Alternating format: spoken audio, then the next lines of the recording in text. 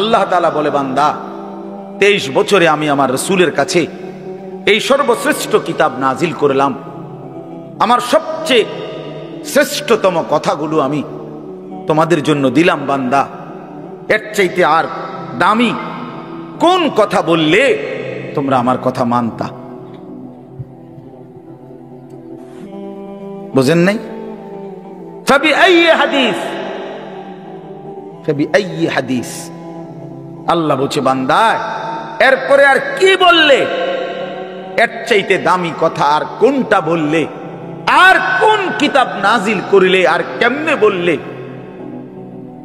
ফাবিআইয়ি হাদিসিন বাদাহু ইউমিনুন, আর কিভাবে বললে বান্দা ঈমান আনতা, বিশ্বাস করতা? আকিমুস সালাহ আকিমুস সালাহ 80 বারের চাইতে বেশি বলছি আমার কোরআনে, আর কতবার বললে আমারে সিজদা দিতা? ইত্তাকুল্লাহ ইত্তাকুল্লাহ বারবার বলেছি আল্লাহকে ভয় করো, আর কতবার বললে বান্দা আমারে ভয় করতা? কতবার বলছি? আল্লাহ বলবেন, রাসূলুল্লাহ সাল্লাল্লাহু আলাইহি সাল্লাম বাপ আমার, বন্ধু আমার, নওজোয়ান সাথী আমার, মনে রাখবেন, বিশ্বাস করেন, রাসূলুল্লাহ সাল্লাল্লাহু আলাইহি সাল্লাম হাসরের ময়দানে অসংখ্য উম্মতকে জিজ্ঞেস করবে। এই আমলনামা যখন দেখবে, প্রত্যেকটা উম্মত তার নিজ নিজ আমলনামা রাসূলুল্লাহ সাল্লাল্লাহু আলাইহি সাল্লাম দেখবেন। এই আমলনামা দেখে নবী জিজ্ঞেস করবে, উম্মত 23টা বছর একটানা আমি কেঁদেছি উম্মত, 23 বছর তোদের জন্য আমি কেঁদেছিলাম। এমনও রাত গেছে, সারা রাত উম্মতের জন্য আমি কেঁদেছি, সারা রাত দোয়া করছি উম্মতের জন্য। তায়েফের পাথরের আঘাতে পিঠ চালনির মতো ছিদ্র বানায় ফেলছি, পেটের কষ্টে, ক্ষুধার কষ্টে 14 দিনের চাইতে বেশি পেটে 2টা পাথর বাইদা ক্ষুধার কষ্ট হজম করছি। উহুদের দান দান শহীদ করা রক্তে আমি বেহুশ হয়ে আমি পড়েছিলাম। সেই নবী আমি কাঁদলে আর কত রক্ত ঝরাইলে উম্মত তুমি আমার কথা মনে করতা? তুমি আমার কথা ভাবতা? আল্লাহ নবী সাল্লাল্লাহু আলাইহি ওয়াসাল্লাম যখন এটা জিজ্ঞেস করবেন, তখন কি জবাব হবে বাপ? বলেন, ইনসাফের কথা বলেন। কি মনে করছেন? সুপারিশ? হাসরের ময়দানের সুপারিশ মানে কি? মুখে বিড়ি, সিগারেট, চেহারায় রাসূলুল্লাহ সাল্লাল্লাহু আলাইহি ওয়াসাল্লামের সুন্নাত নাই, 50 বছর ধরে সুদের লেনদেন, কোনদিন 5 ওয়াক্ত নামাজ আদায় করেন নাই, স্ত্রী বেপর্দা, ঘরের মধ্যে প্রতিদিন রঙিন টেলিভিশন চলতেছে, এই অবস্থায় কবরে যাইবেন। আর হাসরের ময়দানে দাঁড়াইলেই নবীজি সুপারিশ করে আপনারে বেহেশত দিয়ে দিবেন। বিষয়টা মামুর বাড়ি না, বিষয়টা মামুর বাড়ি মনে করছেন আপনি? এটাকে কি মনে করলেন আপনারা? রাসূলুল্লাহ সাল্লাল্লাহু আলাইহি সাল্লাম সুপারিশ করবেন, এর কোনো নিয়ম কানুন নাই, কোনো বিধি নিষেধ নাই, আইন কানুন নাই। হাউজে কাউসারের পানি, এটা কি 10 টাকার পানির বোতল মনে করছেন? রাসূলুল্লাহ সাল্লাল্লাহু আলাইহি সাল্লাম বলেন, এক ঢোক পানি পান করলে আর কোনদিন বান্দা তৃষ্ণার্ত হবে না। এতটা আজিমুস শান দামি, এমনি এমনি দিয়ে দিবেন? এটা এমনি এমনি দিয়ে দিবেন? দয়া করে ভাবতে শিখেন, নিজের ভালো বোঝেন, নিজের ভালো, নিজের ভালো। আমি যেই সূরাটা পড়ছি, এই সূরাটার নাম হলো সূরা মুলক, 29 নম্বর পারা, কোরআনুল কারীমের 67 নম্বর সূরা। এই সূরাটার নাম হচ্ছে সূরা মুলক। এই সূরার 3টি আয়াত, 12, 13, 14, এই 3টি আয়াত আমি আপনাদের সামনে রাখতে কষ্ট।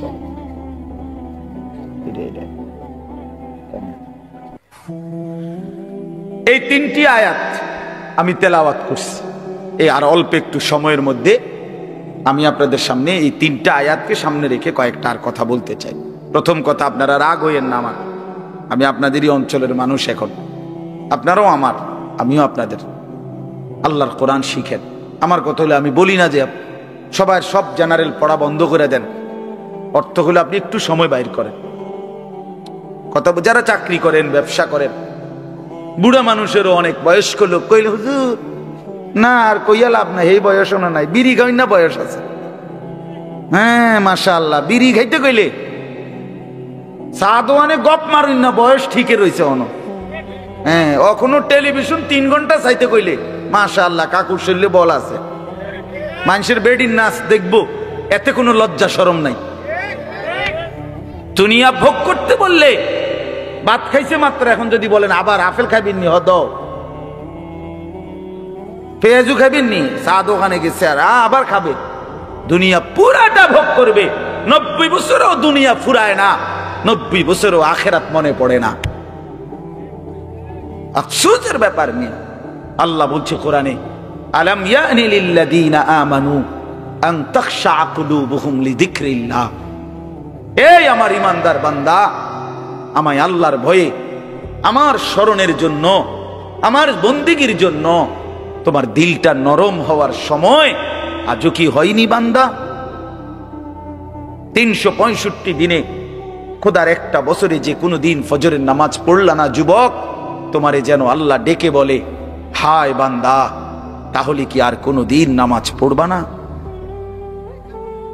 30 বছর ধরে যে কোনো দিন সুদের লেনদেন ছাড়লেন না, হারাম রোজগার করেই গেলেন, আল্লাহ তাআলা যেন ডেকে বলে, বান্দা তাহলে এই নাফরমানি কি আর কোনোদিন ছাড়বা না বান্দা? সিদ্ধান্ত নিয়ে ফেলছো তাইলে আজীবন সুদের উপরেই থাকবা, আজীবন মিথ্যার উপরেই থাকবা, তাহলে কি বান্দাই ফয়সালা নিয়ে ফেলছো আজীবন কাস্টমার ঠকাইয়েই যাইবা, ওজনে কমই দিয়ে যাবা, তাহলে কি এই ফয়সালা নিয়ে নিছো তোমার বিবি আজীবন বেপরদাই থাকবে, তোমার ঘরে অহরহ প্রতিনিয়ত রঙিন টেলিভিশন চলবে নিয়মিত, এই ফয়সালা তোমার? ঠিক আছে বান্দা, কুলু ওয়া তামাত্তাউ কালিলান ইন্নাকুম মুজরিমুন। কোরআন শরীফের আয়াত। আল্লাহ বলছে, নাফরমান বান্দা খাও, দুনিয়া ভোগ করো কিছুক্ষণের জন্য, শুধু মনে রেখো ইন্নাকুম মুজরিমুন, তুমি কিন্তু পাপী। এই কথাটা শুধু মনে রাখো, বাকিটা পরে হইব, ভাত খাও। হ্যাঁ হ্যাঁ কোরআন শরীফের আয়াত এটা, কুলু ওয়া তামাত্তাউ কালিলান ইন্নাকুম মুজরিমুন। আল্লাহ যেন বলে 8টার সময় যেই নাফরমান নাস্তা খাইতে বসে, আল্লাহ বলে, বান্দা খা, কোনো অসুবিধা নাই, শুধু মনে রাখিস বেঈমান ফজরের নামাজ পড়ো নাই, কথা কান শুধু মনে রাখো, পরে হইব অন খাও। রাত 10টা বাজে যেই নাফরমান ভাত খাইতে বসছে, আল্লাহ তাআলা যেন ডাক দিয়ে বলছে, বেঈমান খা, ভাত খা, খানা আমি আটকাইতাম না, শুধু মনে রাখিস এশার নামাজ পড়স নাই, ভাত খা বেঈমান, খানা আটকাবো না, খানা আমি জন্তু জানোয়ারও খাওয়াই, তোরে খাওয়াবো না কেন? খানা আমি কুকুর বিড়াল রেও খাওয়াই, খানা আমি গরু ছাগল রেও খাওয়াই, তোরে দেব না কেন? বান্দা খা, শুধু মনে রাখবি ইন্না আ'তাদনা লিল কাফিরিনা সালাসিলা ওয়া আগলালাম ওয়া সাইরা। আল্লাহ বলে, প্রতিটা নাফরমানের জন্য আমি রেডি রাখছি আগুনের শিকল এবং আগুনের বেড়ি এবং জাহান্নামের আগুন। 1 নাম্বার 70 জিরাআন, 70 হাত লম্বা আগুনের শিকল দিয়ে জাহান্নামীকে হাসরের ময়দানে আল্লাহর ফেরেশতা বান দিবে। 1 2 নাম্বার 2টা হাত। দোস্ত দেখেন শুধু আমার দিকে, সূরা ইয়াসিনে আছে, ইন্না জাআলনা ফি আ'নাকিহিম আগলালান ফাহিয়া ইলাল আদকানি ফাহুম মুকমাউন। এটার অর্থ হলো এই যে হাসরের ময়দানে প্রত্যেকটা পাপী নাফরমানকে ফেরেশতা 2 হাত আলগি দিয়া এইভাবে ঘাড়ের সাথে বান দিয়া ধইরা, এই 2 থুতনির নিচে 2 হাত এভাবে দিয়া এইভাবে বান দিয়া, আল্লাহর কসম, রব্বে কাবার কসম করে বলবো, এইভাবে বান দিবে। আর কোনদিন বেঈমান চোখটাও নিচের দিকে নামাইতে পারবে না, কারণ এই থুতনি তো উঠাই দিছে উপরের দিকে, এটা দিয়ে ঠেলা দিয়া। এটা অর্থ হলো আগলা আলাম। এই আয়াতের সূরা ইয়াসিনের এই আয়াতের অর্থ এটাই, ইন্না জাআলনা ফি আ'নাকিহিম আগলালান। আল্লাহ বলছে, বান্দা আমি দেখাবো। আল্লাহ ডাক দিয়ে বলে, ভাই আমারও তোমারও, জওয়ানকেও বুড়োকেও। আল্লাহ বলে, বান্দা কি মনে করছো আমি রহমান না? ঠিক আছে, তুমি কি এটা শোনো নাই আমি যে কাহার? তুমি তো শুনছো আমি রাহিম, তুমি কি শোনো নাই আমি জব্বার? আমি জুনতিকাম, আমি প্রতিশোধ গ্রহণকারী। আমি সারিউল হিসাব, দ্রুত হিসাবকারী। আমি জব্বার, আমি প্রবল প্রতাপান্বিত। কাহার, আমি মুতাকাব্বির, আমি বারি। তুমি জানো না? আমার একটা নাম শুনলা, আমার দয়ার নামটা শুনলা, আমি যে শাস্তি দেব সেটা শোনো নাই? কি ভাইয়া, কোরআনুল কারীমের মধ্যে জান্নাতের বর্ণনা যেমন আছে, জাহান্নামের বর্ণনা নাই? কথা বলেন না কেন? তো সেগুলো কার জন্য? সেগুলো কার জন্য? মা সালাকাকুম ফি সাকার ক্বালু লাম নাকু মিনাল মুসাল্লিন। একবারে সোজা বাংলা দেখেন, জাহান্নামী জাহান্নামে চিৎকার করবে, জাহান্নামের ফেরেশতা ডাক দিয়ে বলবে, বেঈমান জাহান্নামে কেন আসলি? ক্বালু লাম নাকু মিনাল মুসাল্লিন। নাফরমান বলবে, বন্ধু ফেরেশতা ভাই, আমি দুনিয়াতে নামাজি ছিলাম না। কি ছিলাম না? সরাসরি কোরআনের আয়াত। আল্লাহ বলেন, ওয়াইলুন ইয়াউমাইদিল লিল মুকাদ্দিবিন।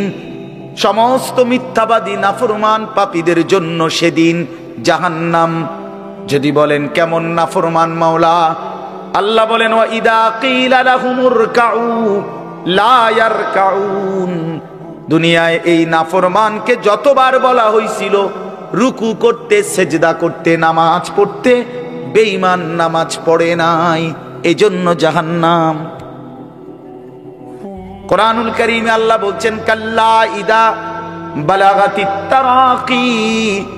নাফরমানের মৃত্যুর সময় যখন আসবে, মালাকুল মউত আজরাইল তারে যখন ডাক দিবে, আইয়াতুহান নাফসুল খাবিসা। প্রতিটা পাপী নাফরমানের জান কবজের সময় আজরাইল যখন ডাক দিয়ে বলবে, হে খবিস আত্মা বের হ, উখরুজি, বের হ। আত্মাটা বের হতে চাইবে না। আল্লাহর নবী বলেন, কসম বাবা, নবীজি বলে, মালাকুল মউত আজরাইল খপ করে ধইরা কলজা থেকে রূহটা একটা টান দিয়া ছিঁড়া ফেলবে, একটা টান দিয়া ছিঁড়ে ফেলবে। এরপরে রূহটা কণ্ঠনালীর কাছে এসে আটকায় যাবে। কাল্লা ইদা বালাগাতিত তারাকি। তারাকি মানে কণ্ঠনালী। ফালাউলা ইদা বালাগাতিল হুলকুম ওয়া আনতুম হিনা ইদিন তানজুরুন। এটার অর্থ এটাই। হুলকুম মানে কণ্ঠনালী, বের হতে চাইবে না রূহ। আজরাইল তখন ধৈরে টাইনা হেসরাইয়া ছিঁড়া ছিন্ন ভিন্ন করে বেঈমান নাফরমানের কলজা ছিঁড়া ফেলবে, রূহ ছিঁড়া ফেলবে, এরপরে শরীর থেকে বের করে নিয়ে আসবে। আরে বন্ধু, এই কোরআনে আছে, আল্লাহ নিজে বলছে, এমন নির্মম মৃত্যু হলো কেন? এই নাফরমানের মউত এত কঠিন হলো কেন? তার কলজা ছিঁড়া ফেলছে, রূহ ছিঁড়ে ফেলছে, এমন মৃত্যু হলো কেন? আল্লাহর কসম বাপ আমারেও বলি, আপনারেও বলি, আল্লাহ কোরআনে সরাসরি বলছে, এমন ভয়ানক মৃত্যু হলো কেন? ফালা সাদ্দাকা ওয়ালা সাল্লা।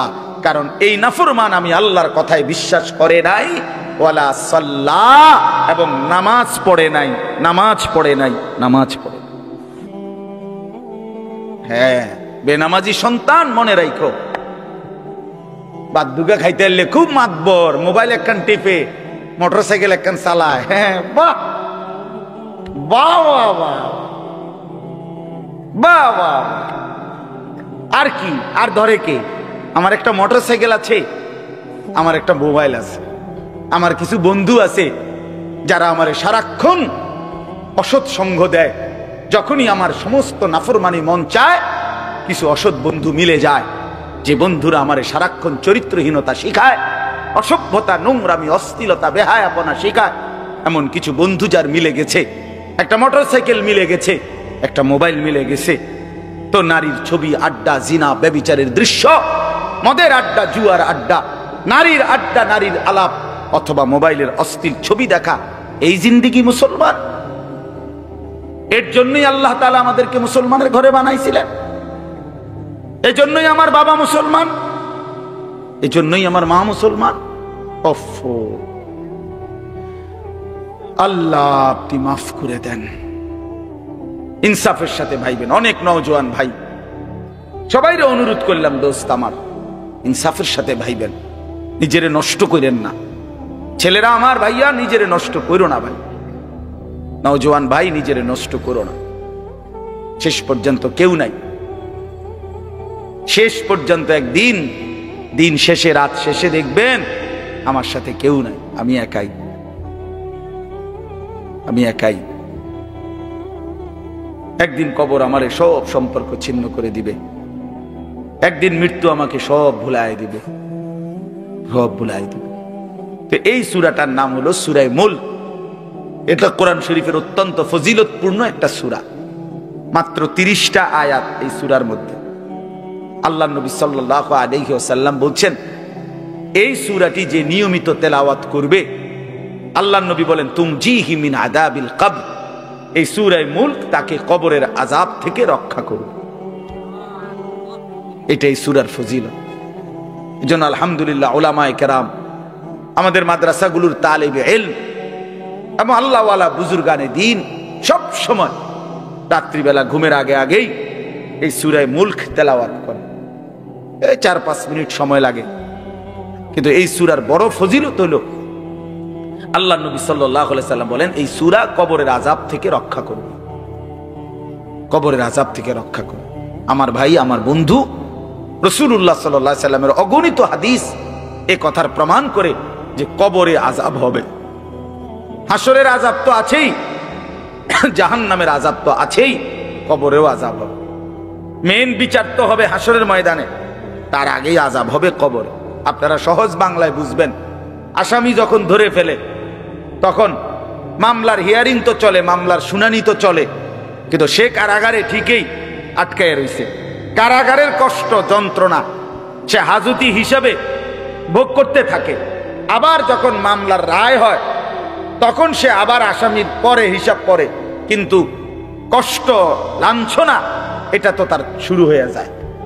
যদিও এখনো বিচার শেষ হয় নাই, বিচার প্রক্রিয়াধীন, 10 দিন, 50 দিন, 20 দিন, 1 মাস পর পর মামলার ডেট পরে শুনানি হয়, কিন্তু সে তো থাকে কারাগারে,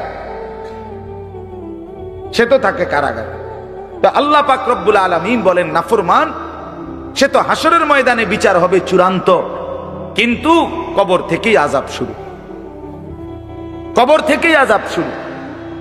রাসূলুল্লাহ সাল্লাল্লাহু আলাইহি সাল্লাম খুব বেশি হাদিসের মধ্যে আছে, একজন বিখ্যাত সাহাবী, আপনারা সবাই ওনার নাম জানেন, ইসলামের 3য় খলিফা হযরত ওসমান রাদিয়াল্লাহু তাআলা আনহু।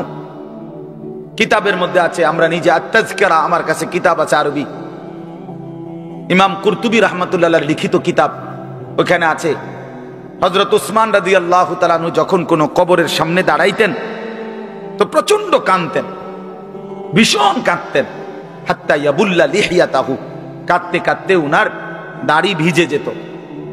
তো উনার সাথীরা জিজ্ঞেস করতেন, হযরত আপনি জাহান্নামের কথা বললেও এত কাঁদেন না, অথচ কবরের দেখলে এভাবে কাঁদেন কেন? তো তিনি বলতেন, ইন্নাল কবরা আউয়ালু মানাজিলিল আখিরা, শোনো, কবর হচ্ছে আখিরাতের প্রথম ঘাঁটি।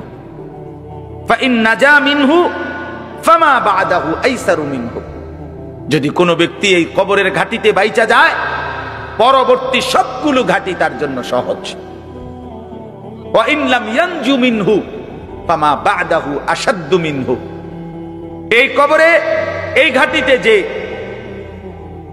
জিততে পারবে না, বাঁচতে পারবে না, তো পরবর্তী সবগুলো ঘাটি তার জন্য তার চাইতে বেশি কঠিন।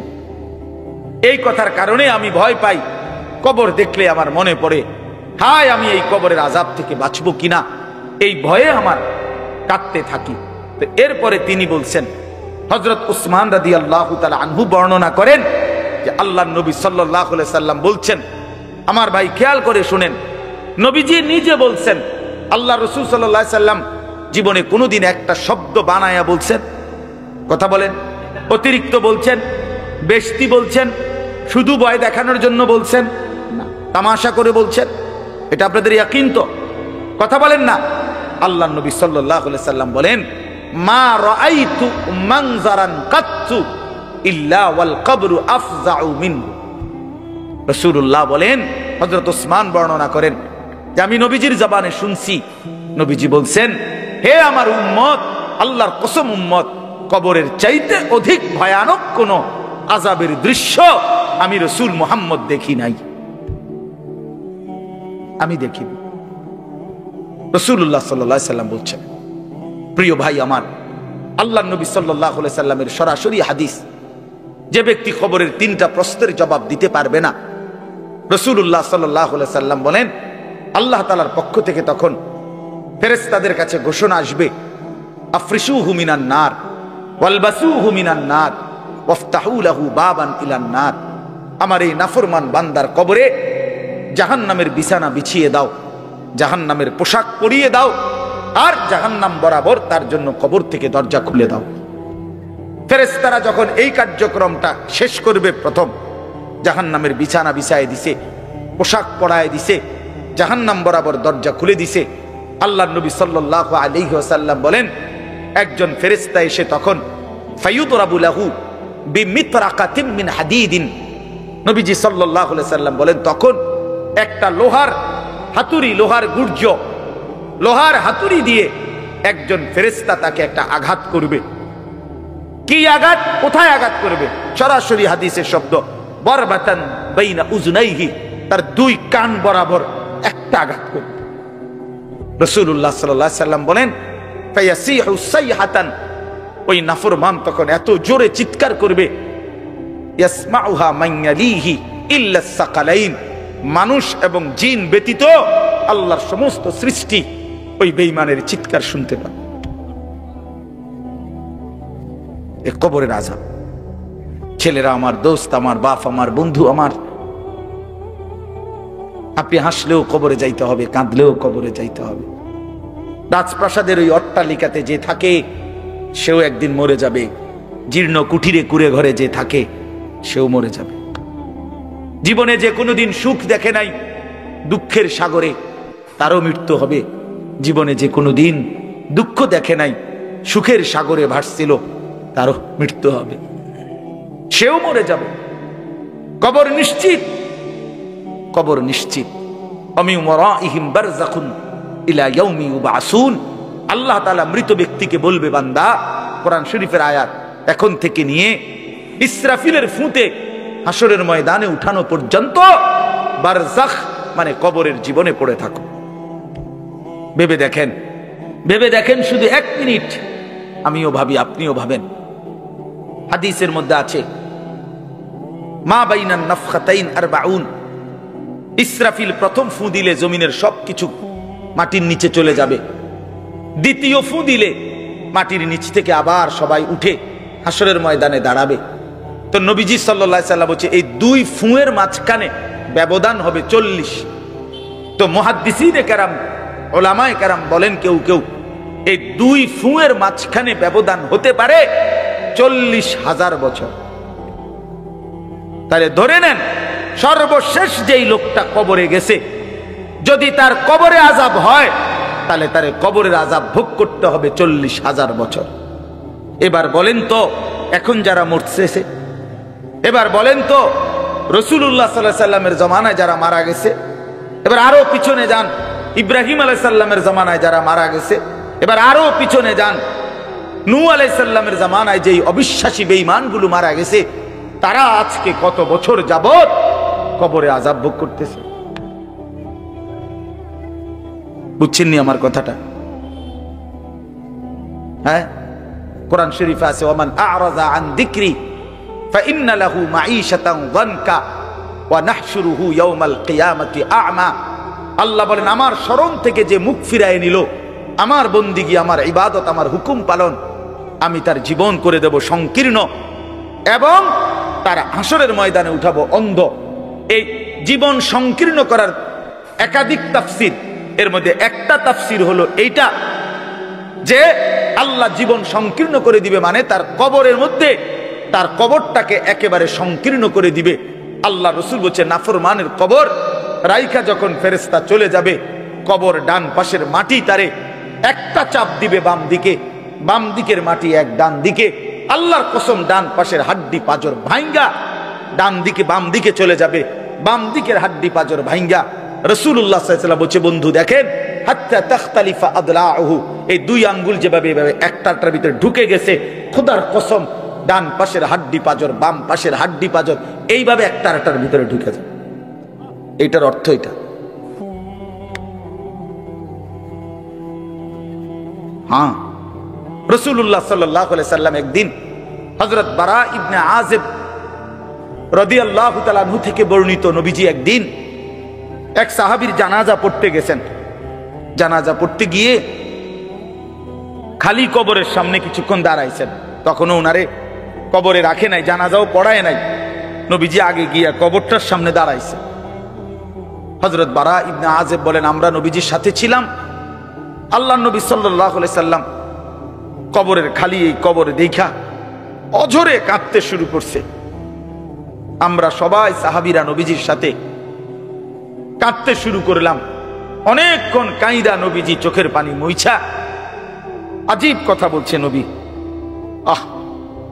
রাসূলুল্লাহ সাল্লাল্লাহু আলাইহি সাল্লাম সাহাবীদেরকে লক্ষ্য করে বলছে, ইয়া ইখওয়ানি লিমিসলি হাদা ফাআইদ্দু, আমার বন্ধুরা, আমার সাথীরা, এই কবরে যাওয়ার জন্য তোমরাও রেডি হও। ফাআইদ্দু, তোমরাও প্রস্তুতি নাও। অচিরেই তুমি আমি সবাই এই কবরেই পৌঁছে যাইতে হবে।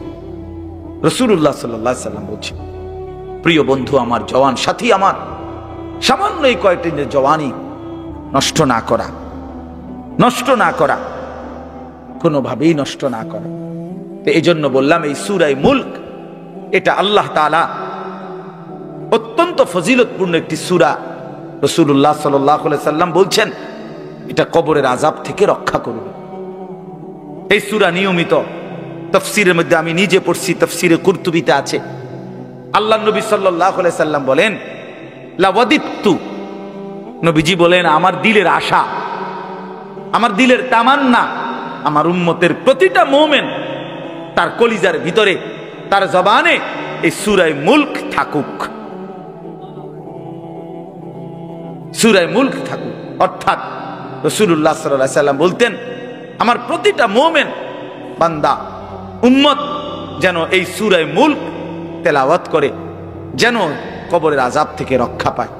নবীজি 5 ওয়াক্ত নামাজের পরে, আল্লাহর কসম ভাই, এখানে অনেক ওলামায়ে কেরাম আছে, আপনি জিজ্ঞাসা করেন, নবীজি 5 ওয়াক্ত নামাজের পরে, সরদার দু আলম নবীর তো কোনো গুনাহ নাই, তিনি নিষ্পাপ, তিনি তো জান্নাত উদ্বোধন করবেন। আনা আউয়ালু মান ইয়াকরাউ বাবাল জান্নাহ, নবী বলছে, আমি সেই মুহাম্মদ যে প্রথম জান্নাতের দরজা আমি নাড়বো, জান্নাতের কড়া নাড়বো আমি মুহাম্মদ। ভেতর থেকে ফেরেশতা বলবে, আপনি কে? আমি বলবো মুহাম্মদ।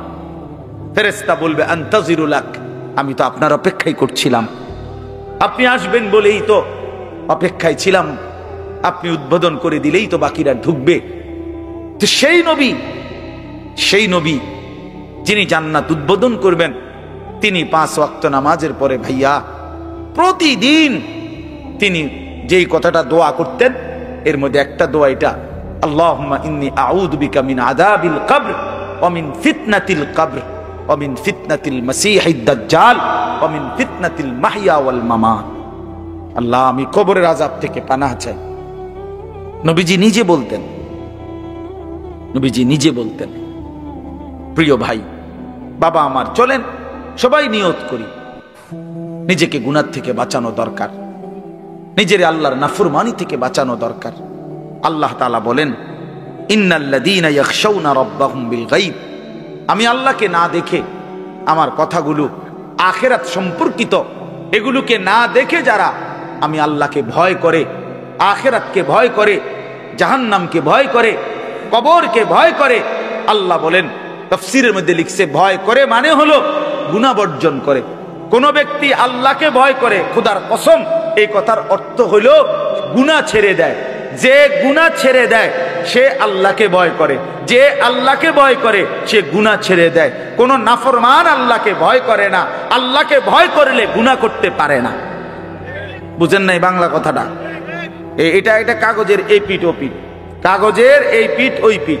এই পিঠে যদি লেখা আছে আল্লাহর ভয়, তো ওই পিঠে লেখা থাকবে গুনাহ বর্জন। যে গুনাহ ছেড়ে দেয় সে অটোমেটিকলি আল্লাহকে ভয় করে, যে আল্লাহকে ভয় করে সে গুনাহ বর্জন করে। এজন্য তাকওয়ার অর্থ আল্লাহর ভয়, এটার প্রথম অর্থ হইল গুনাহ বর্জন। মান খাশিয়ার রহমান, আল্লাহকে ভয়, এটার প্রথম অর্থ গুনাহ বর্জন, গুনাহ বর্জন। আমার শায়েখ আল্লামা মুফতি মুশতাকুন নবী সাহেব সব সময় চিল্লায় মাহফিলে, অনেক সময় আহাজারি করে বলে যে বাপ, গুনাহ আগুন, গুনাহ আগুন, গুনাহ আগুন। প্রতিটা গুনার পিঠে, ওই পিঠে আগুন আছে। নারীর প্রতিটা বেপর্দা দৃশ্যের মধ্যে খোদার কসম আগুন জ্বলে। ওই সিনেমার নর্তকীর শরীরে আগুন জ্বলে, ওই নায়িকার শরীরে আগুন জ্বলে, মোবাইলের ওই অস্থির ছবির মধ্যে আগুন জ্বলে, মদের আড্ডায় আগুন জ্বলে, জুয়ার আড্ডায় আগুন জ্বলে, সুদের টাকায় আগুন জ্বলে, ঘুষের টাকায় আগুন জ্বলে, বেপর্দা নারীর শরীরে আগুন জ্বলে। ওইটা রূপ না, ওইটা আগুন, ওইটা জাহান্নাম, ওইটা জাহান্নাম। আল্লাহ তাআলা বলেন ইন্নাল্লাযীনা ইয়াখশাউনা রাব্বাহুম বিল গায়ব, আল্লাহ তাআলা বলেন আমার যেই বান্দারা আমার আখিরাত, আমার জাহান্নাম, আমার পরকাল, আমার কবর, এই কথাগুলোকে ভয় করে, আমি আল্লাহকে ভয় করে, না দেখে, না দেখে, আল্লাহ বলেন আমি ওয়াদা দিলাম লাহুম মাগফিরাতুম ওয়া আজরুন কাবীর, আমি তাদের পেছনের সব গুনাহ মাফ করে দেব আর আমার সবচেয়ে বড় পুরস্কার জান্নাত দিয়ে দেব। এরপরে আল্লাহ বলেন ওয়া আসিররু কাওলাকুম আবিজহারু বিহি ইন্নাহু আলিমুম বিযাতিস সুদূর। মানুষের তিনটা অবস্থা কথার ক্ষেত্রে, মানুষ তার অভিব্যক্তির ক্ষেত্রে তিনটা অবস্থা হয়। মানুষ কখনো জোরে কথা বলে, মানুষ কখনো আস্তে কথা বলে গোপনে, আর কখনো মানুষ অন্তরে জল্পনা কল্পনা করে, ঠিক না? এই তিনটাই অবস্থা, তিনটাই অবস্থা। তো আল্লাহ তাআলা বলেন, এনে একটা ছোট্ট তাফসীরের মধ্যে আছে, মক্কার কুরাইশরা, কাফেররা নবীজির বিরুদ্ধে দিবানিশি ষড়যন্ত্র করত, বুঝছেন? তো ষড়যন্ত্র করতে বইলে মাঝে মধ্যে এই বেকুবরা বইলে কইতো আস্তে কো, আস্তে, এই আস্তে কো বেড়া, আসিররু, আস্তে কথা বলো, কাই লা ইয়াসমা রাব্বা মুহাম্মদ, মুহাম্মদের খোদা যেন শুনতে না পায়। শুনলে কি অসুবিধা হইব?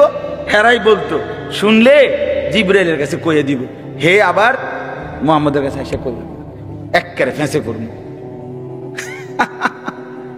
হ্যাঁ, তাফসীরের মধ্যে আছে। আল্লাহ তাআলা বলেন হায় হায় রে বেওকুফ, কি বললি, কি ভাবলি, আল্লাহরই চিনলি না, আল্লাহকেই চিনলি। হ্যাঁ, অনেক নওজোয়ান, হ্যাঁ বেচারা ইয়ারফোন লাগাইলে মনে করে কেউ শোনে না, না ইয়ারফোন লাগাইলেছে আর কি, বুঝেন না? কানের মধ্যে দুইটা বল্টু লাগাইছে, খালাস, আর তো দুনিয়ার কেউ শুনে না। আরে না ফরমান, দুনিয়ার কেউ শুনে না সেটা তো কথা না, আর শাজিমের মালিক তো শুনে। ওয়া আসিররু কাওলাকুম আবিজহারু বিহি, রব্বুল আলামিন বলেন তোমরা যদি আস্তে কথা বলো, আবিজহারু বিহি, যদি জোরেও কথা বলো, ইন্নাহু আলিমুম বিযাতিস সুদূর, আল্লাহ বলে শুধু এই দুইটা না বান্দা, আস্তে বলো, জোরে বলো, অথবা অন্তরের ভিতরে যা লুকায়িত করো, আমি আল্লাহ সবটাই পুরাপুরি জানি। এরপরে শেষ অসাধারণ একটা যুক্তি আল্লাহ দেখাইছে, এই শেষ কথা আমার, আলা ইয়ালামু মান খালাক, আজীব কথা। আল্লাহ বলে আচ্ছা বান্দা, তোমার আমি একটা কথা জিজ্ঞাই, তুমি আমার কথাটার উত্তর দাও।